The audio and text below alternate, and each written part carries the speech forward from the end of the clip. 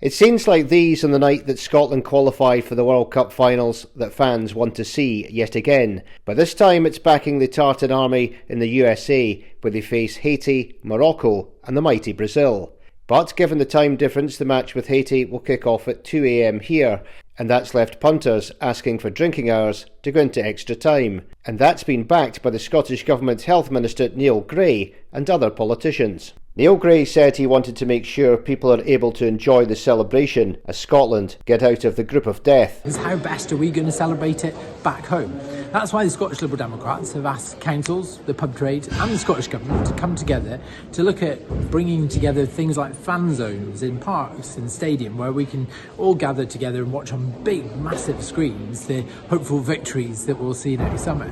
It also means extending licensing rules, because some of these games may not start until 2 in the morning in some cases. Now, Scots going to party, whatever. So it's getting the thumbs up from Holyrood and from supporters, and those in the licensing trade feel it's something that's got to happen right across the board. I think it would be great if the government could sort this quickly and just say to licensing boards right across Scotland, please just grant an exemption, or whatever you want to call it, a blanket thing, and allow premises that wish to open that bit later to allow fans to watch the Scotland games and possibly some of the other big games as well.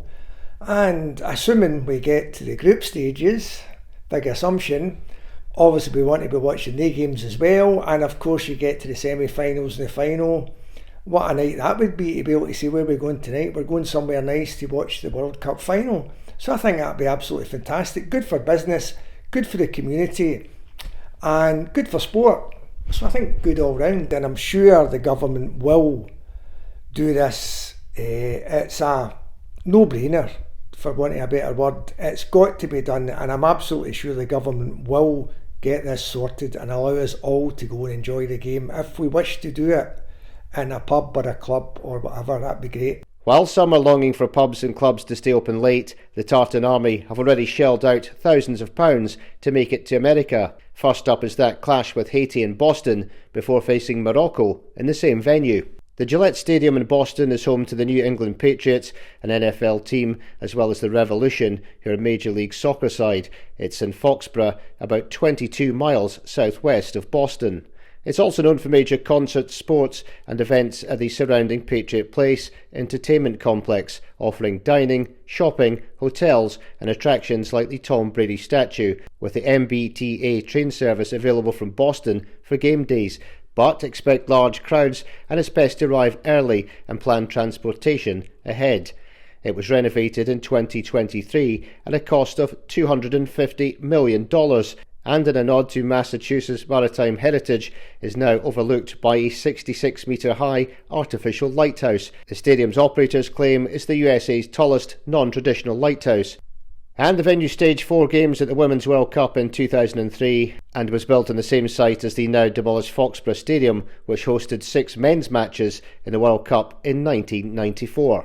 And the final group match is the one all eyes will be on, a repeat of the opening match the last time Scotland qualified for the World Cup finals in 1998 in France. Scotland v Brazil, this time in Miami.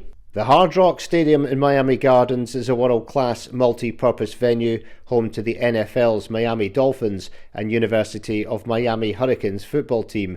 Known for its distinctive canopy, major renovations and hosting big events like Super Bowls, the Miami Open Tennis and the Formula One Miami Grand Prix, alongside concerts, all supported by extensive VIP areas and diverse food options. But Miami is the US venue where weather is the biggest concern, with stifling heat and humidity, meaning that watching football, let alone playing, can be an uncomfortable experience in June and July. While the climate in Atlanta, Houston and Dallas can also be oppressive, the World Cup stadiums there will operate with closed roofs and air conditioning, but that isn't an option for Miami's open-air stadium. Evening kickoffs may be the only way to mitigate the risk to players' health, although conditions could still be a factor. The opening game of the 2025 Club World Cup kicked off at 8 p.m. local time in Miami when the temperature was still 28 degrees. And in terms of location, the venue itself lies 13 miles north of the city centre. But back here, many pubs and clubs will be gearing up for the World Cup next year. Chookstur's Landing in Leith is one of them.